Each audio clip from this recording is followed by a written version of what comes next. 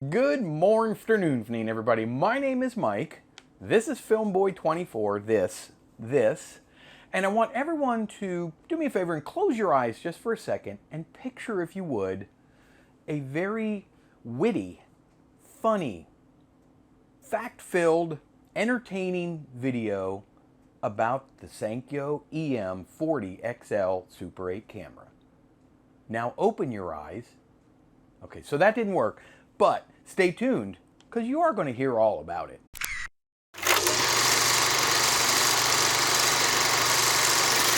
That's right. Today, it's all about this gem right here. This is the Sankyo EM-40XL, or Existing Light, Super 8 movie camera. This camera, I planned on doing this video a little bit later than what I'm actually doing, but I didn't want to keep it too long. See, this camera was sent to me by a subscriber, a really good guy named Jake. He got this camera relatively recently, and he asked me if I wanted to give it a test run, you know, like put it through the paces and see if it, you know, everything works properly or whatever. So I said, heck yeah, I do. I got 15,000 cameras floating around this house. I don't need to buy another camera. So it really was cool when he decided to send it to me at no cost. I just got to send it back. I feel like it's like joint custody, but I lost custody of well, anyway, I got to send the camera back to him. So I really wanted to just put a roll through it and just go crazy with it, or just film outside and see what happened. So that's exactly what I did. And what I'm going to do relatively quickly, and you know I don't do anything quickly, but I'll try, is to go through the features of this camera first, and then I have a brand spanking new film to show you. This is a roll of Kodak Ektachrome 100D. For those that don't know, this is Kodak's newest addition to their lineup, newest re-edition to their lineup. See, this is the 7294, the one that, you know, some people have had some issues with in the past. And I did some work for Kodak, a little bit of, dare I say, sort of testing or experimenting with some carts of film that they sent me. They've been going through a lot trying to get them right. This is one of the carts that they sent me as a free gift for helping with their little project. So I decided what better way to blow a $50 roll of film than boom, right in here in a camera that I've never used in my life. Brilliant. So what we have here is the Sankyo EM-40XL. Now Sankyo had a couple of different models in this line. Off the top of my head, I don't remember them all. I think there was I don't remember. I'm going to mess it up. A 20, a 30, and maybe a 60 or an 80. Something in that line. I think it was the 60. At any rate, this is the 40. And what the 40 means is simply a 4:1 zoom ratio lens. It's an all plastic body, but it's still pretty solid. The camera with batteries and film weighs somewhere right in the neighborhood of 2 pounds. And 2 pounds for those of us that are not in the US, that's about 925 grams, somewhere in that range. So it's not a heavy camera. It's very simple. It's a fun little camera. And speaking of easy and fun, this little handle, it's a relatively, I use relatively a lot now. You see, video after video, I have this dumb word that I use a lot of, so bear with me. Pretty uncommon, actually, this little fold, like thick fold out handle design that snaps in place. The handle houses 4 AA type batteries. Right here, it's a 6-volt camera. It also has a 6-volt DC plug right here, so you can run the camera on 4 AA batteries or a 6-volt, you know, little plug, plug it in and plug it into the wall if you're going to shoot for quite some time. To release the handle back, there's a little button right here on the side of the handle. You depress the button, fold it right back up. So let's get started. This camera, like I said, has a 4:1 zoom lens. The exact specs on this lens are 9.2 to 37 millimeters. It's an f1.2 lens, so it's quite speedy, this little lens. It's a macro lens, so basically what you do is macro is usually done, your macro focusing is typically done with these cameras via your zoom lever or lever. This is the zoom lever here. This is using it manually. There is also an electric manual right here on the bottom. up, down. So wide angle up, telephoto down. I don't have the camera on and depressed right now, but you have to actually have the trigger moving, and then this works. Wide angle, telephoto, or no, wide angle, telephoto. You see the ring moving. Anyway, I got off track. I do that a lot. So macro, once you get to the camera's widest position here, you'll pull up on your little ring handle here, pull up just a little, and then it releases and lets this zoom ring go just a little bit farther. And by doing that, now your little guide mark here is within a new set of markings. And those markings are the real close up. It goes from 2 inches to, looks like 40 inches. And what that means is distance from your lens, 2 inches to 40 inches. Ooh, and you focus with this. See there? Now, I didn't shoot anything in macro on this cart here. Trust me, I did. I have looked through. It looks good. It seems to work fine. This camera operates at 18, 24, 36, and single frame frames per second. But it also has some really other cool little sort of filming speed tricks. First and foremost, it has a backlight compensation, and it's a springy backlight compensation. I will say that's one of my least favorite, but it's the most common. It's either a button that you push in and you have to hold, or it's some sort of spring-loaded, and that's a fail-safe. That's just so you don't accidentally leave it on. My Minolta XL401, you can actually set the dial to backlight, which I kind of like and which is necessary for something like this that you really need to overexpose by a stop in most cases. It also has this fader button down here, or the spring-loaded fader, and what that does is it opens and closes your iris, your lens iris. Sort of fade in and fade out. Go from black screen to picture, or from picture to black screen. Simple as that. Now back to the speed fun. It has a self-timer right here, this dial right chow. And I'm going to turn the camera on. It's on 18. Everything that's green is pretty much sort of your standard stuff. So if you want to just put a card in and run around and film, put everything on green. But on 18 frames per second, we'll use that as our example. You switch the little dial over to the 10. There's self-timer, there's a 10, and then there's a 5. On the 10, the camera will run for 10 seconds. On the 5, the camera will run for 5 seconds. Now, it gives you 10 seconds from the time you depress the trigger. You see the little red lights on there. It'll give you 10 seconds. Run over there and get in front of the camera, and then the camera's going to film whatever it's pointed at. There it goes. For either 5 seconds or 10 seconds, whatever you give it.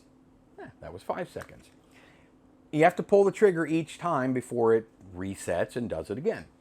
Pretty neat little feature. So next to the N, or the normal, is 1. It's quite simply 1 frame every time you push the shutter release or the trigger. That's your single frame. Now we go to the intervalometer. Now this is one of the things I really like about my little Minolta, and this little camera has it too. This one seems to be a little more exacting. With the Minolta, it gives you just basically a dial with some funny marks on it. It doesn't give you any solid numbers. And I have checked this against my iPhone timer, and it's pretty darn accurate. So what it is every 0.5 seconds, you will get 1 frame. All the way to every 60 seconds, you will get 1 picture. So it's great for time lapse or animation or something like that. Quick example, we'll put it on 0.5 and I'll pull the trigger 1 time. And now you can see that it's firing or opening 1 time every half a second.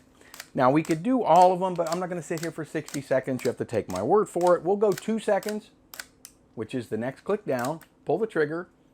2, 1, 2, 1, 2. So you can see every 2 seconds, it fires another one. So that's a neat little feature there, the intervalometer. A lot of cameras didn't come with that.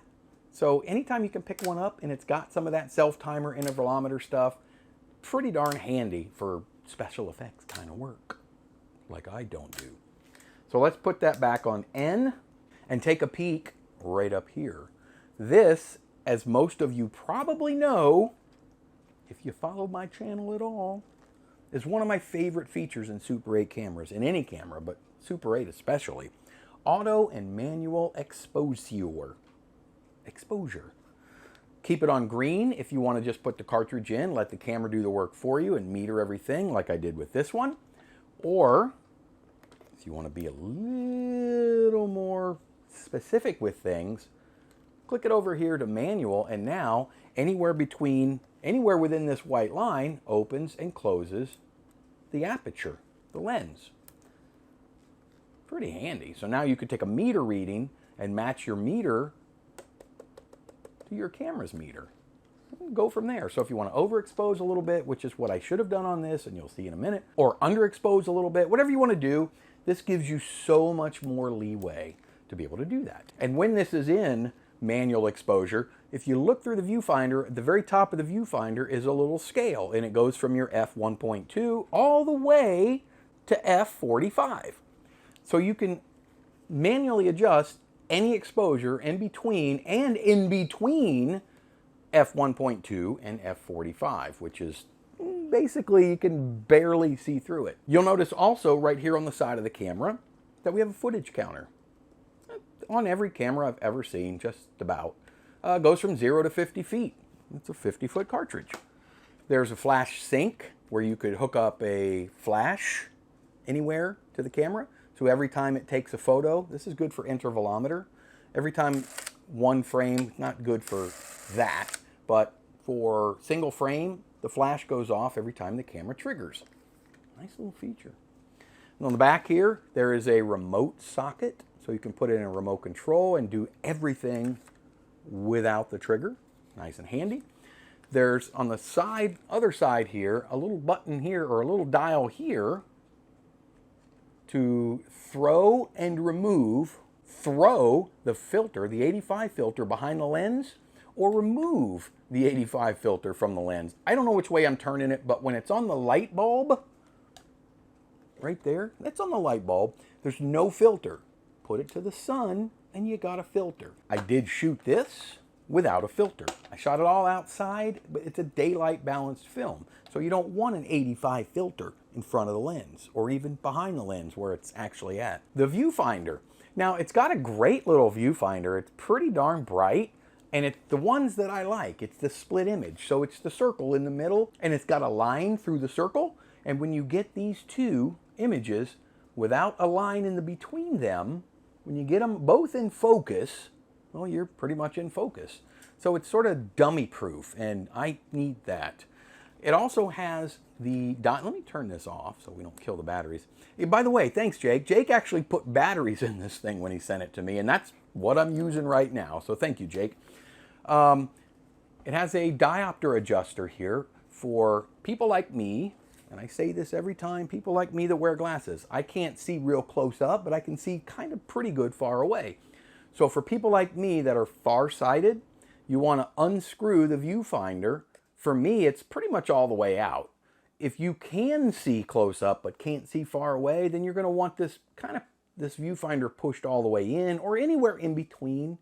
The way you figure it out is you point the camera and you look at something that is beyond the focus range. So you want it to infinity, but you want to zoom all the way in on it, and you want to focus in on that item with your diopter. See what I'm saying? So you want to focus on, like, there's a hawk on the telephone pole about 6 miles away. Now, just 100 feet away or so. And then you want to focus on that guy right there using this. And then when you're in focus, now your diopter should be set and you'll be able to focus the camera even close up. And it will be in focus to your eyes. Because I don't use my glasses when I look through the viewfinder. So this becomes my prescription. Whoop. It also has a cold shoe up here on top. So you could put whatever you want up there. A light meter or whatever you want. It does have an internal light meter as well. I know I talked about that a little bit. And the 4 AA batteries run everything. The zoom, the drive motor, and the light meter. It also has a little quarter 20 up here, and what that's for is the old school, you would screw in a big tungsten light right into here, and what that tungsten light would do is it would push this little metal pin in the center, and it would disengage, I don't have any fingernails, it would disengage the 85 filter because you got this big tungsten light on there and you're filming indoors, your kid's Christmas in 1972, and you don't need the filter on because you're using Kodachrome 40 or Ektachrome 160. The camera was initially designed to meter film anywhere from about 40 ASA to 160 ASA. That was relatively common when these cameras were made. Come on, open up for me there, little guy. And this one, as some did, actually even has all of that written right here. See, there's a little pin up here, and it either is depressed or not depressed. So that's basically what you have. You have ASA 40 or ASA 160. So using this particular film here and this camera, yeah, I should have overexposed it by a skosh. One stop. It really needed an extra stop, but I didn't, so don't sue me. Silent only. Like I said earlier, if it were a sound camera, this would extend down a little farther and there would be a sound head down here at the bottom of the compartment. Lastly, has a nice little hand strap here, or wrist strap to hang on to, so you don't, whoa, sorry, Jake. And then it also has a quarter 20 tripod right here on the bottom. Tripod socket.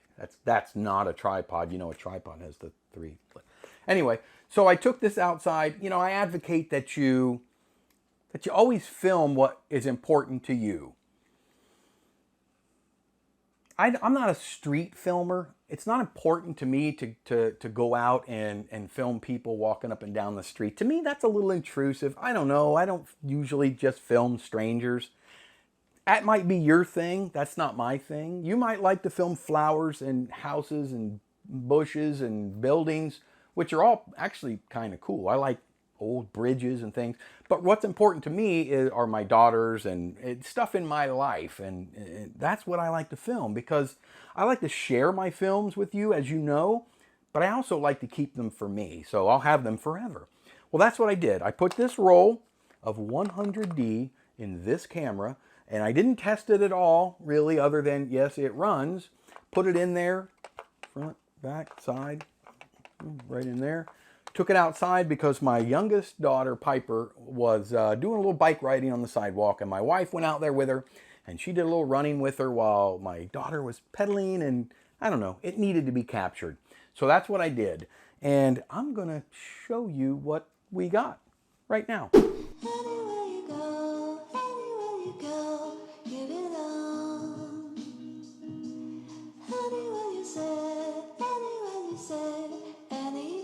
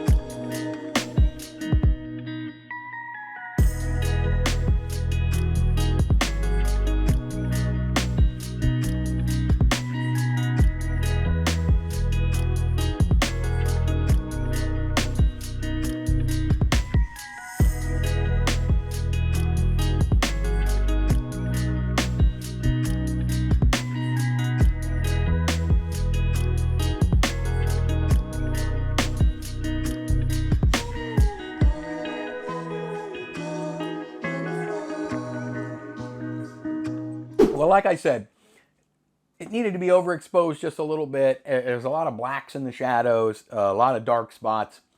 I did the best I could to sort of clean it up a little bit. But overall, I'm super, super happy with the results from this little camera right here. Has a really nice, beautiful little frame. Nice little frame.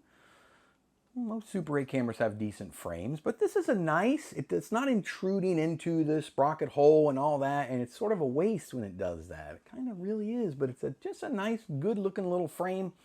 I think it produced pretty sharp images. That's a good little lens. I don't currently own any Sankyo Super 8 movie cameras. Now, I've had a few in the past, but I don't have any currently, so I was really excited when he offered to send that to me to give it a test run. Sadly, I really got to get it back to its rightful owner. I may run another cart or two through it. I don't know. Well, he told me to keep it as long as I want, but I'm not that guy. I can't just keep it, but I want to. So, Jake, you might get this back eventually. I'll get it back to you soon. I had a lot of fun with this. If you enjoyed this video or this review or this breakdown, break it down for me. Hit that like button. And when you're done with that, how about hit the subscribe button on the way out. If you feel like I've earned that subscription, I don't know. I've earned my subscription, but it's hard for me to unsubscribe from me. And until the very next time that I hear or see or hear or see or envision all of your stunningly beautiful faces, I gotta do it. Yep. Most of you won't ever see it because you don't stay this long. I'll see all of you on the very next go-around.